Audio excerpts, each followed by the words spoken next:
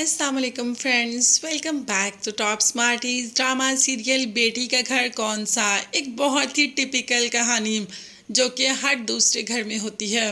सास इस चीज़ को तस्लीम ही नहीं करती कि उसके घर में बहू आ गई और अब ये घर सास का नहीं बहू का भी है, मतलब इन दोनों औरतों का।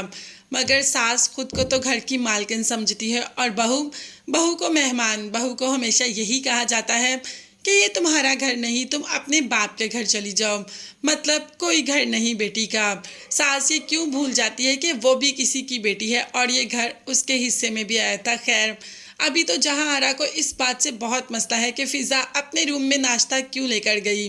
रज़ा से कहा कि फ़िज़ा से कहो इस हरकत की मुझसे माफ़ी मांगे, मगर फ़िज़ा इन सब के लिए बिल्कुल भी तैयार नहीं। रज़ा का बाप हमेशा उसे समझाता है कि जब तक तुम नहीं कोई फैसला करोगे तब तक कुछ भी नहीं हो सकता। ये ज़्यादती हमारे घर में होती रहेगी। अब फ़िज़ा माफ़ी नहीं मांगेगी तो जहाँ आरा क्या उसे फिर घर से निकाल देगी। तुम्हारा घर वो औरत कभी बसने नहीं देगी। मैंने तुम्हें शुरू से कहा है कि अपने लिए स्टैंड लेना सीखो, अपनी बीवी के सामने खड़े होना सीखो, उसको प्रोटेक्ट करना सीखो, मगर तुम कुछ भी ऐसा नहीं कर रहे। वैसे रज़ा को समझाना भैंस के आगे बीन बजाने वाली बात है। वो वही करेगा जो उसकी माँ चाहेगी या जो उसकी माँ करेगी या जो उसकी माँ सोचेगी।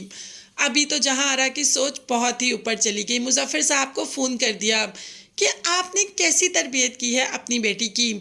मेरे घर में तो 2 दिन में आते फसाद बर्पा कर दिया। आपने बहुत गलत किया जो अपनी बेटी को ये सब समझा के भेजा। अगर आपने ऐसा ही करना है, आपकी बेटी ने ऐसा ही करना है, तो आप अभी हमेशा हमेशा के लिए उसे मेरे घर से ले जाएं। अब मुजफ्फर साहब ये सब कैसे बर्दाश्त कर सकते थे, दिल के इतने कमज़ोर इंसान।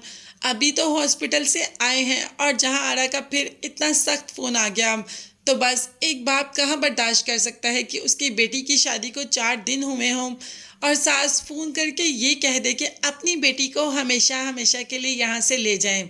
ये सुनने में जितना तकलीफ़ लग रहा है, जब बीतती है तो उससे भी ज़्यादा तकलीफ़ होता है। खैर, मुजफ्फर साहब तो इस दुनिया में नहीं रहेंगे और फ़िज़ा के पास रज़ा आता है और कहता है कि मुजफ्फर अंकल। फ़िज़ा एकदम घबरा जाती है और कहती है कि क्या हुआ बाबा को?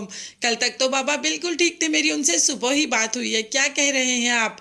अभी तो रज़ा कुछ कह भी नहीं रहा और फ़िज़ा खुद से इतनी घबरा जाती है कि रज़ा मुझे बताएं बाबा को क्या हुआ। रज़ा बता ही देता है कि तुम्हारे बाबा इस दुनिया में नहीं, मगर अभी तक इस बात की खबर किसी को भी नहीं कि आखिर क्यों। वो तो फ़िज़ा जाएगी तो पता चलेगा कि ये जहाँ आरा की करामात हैं। उन्हीं के इतने खटन अल्फाज थे कि कोई भी बाप बर्दाश्त नहीं कर सकता, और वो बाप जो कि दिल का इतना हल्का हो वो तो कभी भी ऐसे अल्फाज बर्दाश्त नहीं कर सकता। खैर, अब तो फ़िज़ा जहाँ आरा को भी बिल्कुल भी नहीं छोड़ेगी। अब तो वो उससे गिन गिन के बदले देगी। आप देखते हैं कि ये कहानी कब तक, कहाँ तक, कैसे चलती है। ये देखने और अपडेट्स के बारे में जानने के लिए चैनल को लाजमी सब्सक्राइब कीजिएगा, बेल आइकॉन भी प्रेस करें ताकि हर वीडियो आप तक बआसानी पहुँच सके। नेक्स्ट वीडियोज़ तक के लिए अल्लाह हाफिज़, bye bye and take care.